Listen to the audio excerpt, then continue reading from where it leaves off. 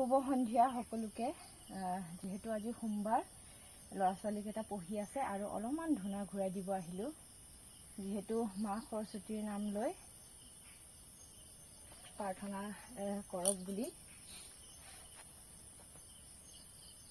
আজি শিৱহে দিন ন?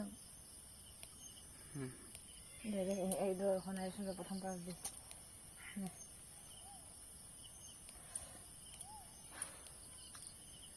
শুভ সন্ধিয়া সকলোকে।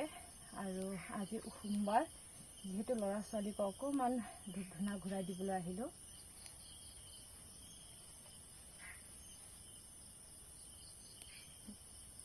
সেৱা ল মাইনা, বাবু মাইনা, সৰস্বতী মাৰ নাম ল।